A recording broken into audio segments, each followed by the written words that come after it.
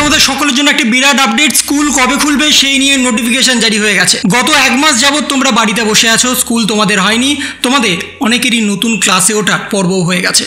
স্কুলে ভর্তি হয়েছে একাদশ শ্রেণীতে, আর অনেকে একাদশ থেকে দ্বাদশ শ্রেণীতে, কিন্তু তাহলে স্কুল কবে খুলবে? স্কুল না খুললে তোমাদের সিলেবাসও শেষ হবে না, সেই সম্পর্কেও তোমরা জানো, কারণ বর্তমানে সিলেবাসের একাধিক পরিবর্তন হয়েছে। তোমাদের সেমিস্টার সিস্টেমে পরীক্ষা দিতে হবে, সেই সেমিস্টার সিস্টেমে পরীক্ষা দিতে গেলে তোমাদের নতুন করে সমস্ত কিছু আবার করতে হবে। অর্থাৎ এতদিন যে সমস্ত বই ছিল তোমরা কিন্তু সেই বই ফলো করলে আর হবে না।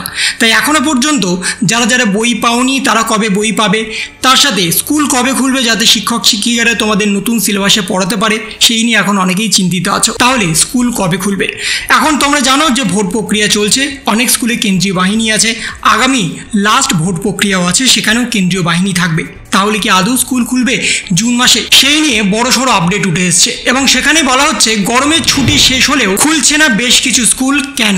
আর দিন দশেক বাকি, তারপরেই শেষ হচ্ছে রাজ্য সরকারের অধীনস্থ স্কুলগুলিতে গরমের ছুটি। কিন্তু 2রা জুন গরমের ছুটি শেষ হয়েও 3রা জুন থেকে বহু স্কুল খুলছে না। বিশেষ করে শহরের স্কুলগুলি খুলছে না বলেই জানিয়েছে, কারণ স্কুলগুলিতে থাকবেন কেন্দ্রীয় বাহিনীর জওয়ানরা। কেন্দ্রীয় বাহিনী কবে যাবে এখন তা নিশ্চিতভাবে কিছু জানানো হয়নি, সেই কারণে স্কুল খুলতে দেরি হতে পারে। বেশ কিছু স্কুলের প্রধান শিক্ষক এবং শিক্ষিকারা জানাচ্ছেন 3 তারিখ থেকে স্কুল খোলা সম্ভব নয়, কেন্দ্রীয় বাহিনী চলে গেলে 7 বা 8 তারিখ থেকে আমরা স্কুল খুলে দেব। আবার অনেক স্কুল জানাচ্ছে যতক্ষণ না পর্যন্ত সরকারি তরফ থেকে কোনো নোটিফিকেশন আসছে ততক্ষণ পর্যন্ত আমরা স্কুল খুলতে পারবো না। অর্থাৎ স্কুল খোলা নিয়ে কিন্তু এখনো অনিশ্চয়তা রয়ে গেছে। তাই বর্তমানে জুন মাসে কবে স্কুল খুলবে এক্স্যাক্ট কোনো কিন্তু ডেট প্রকাশ করেনি নবান্নের তরফ থেকে।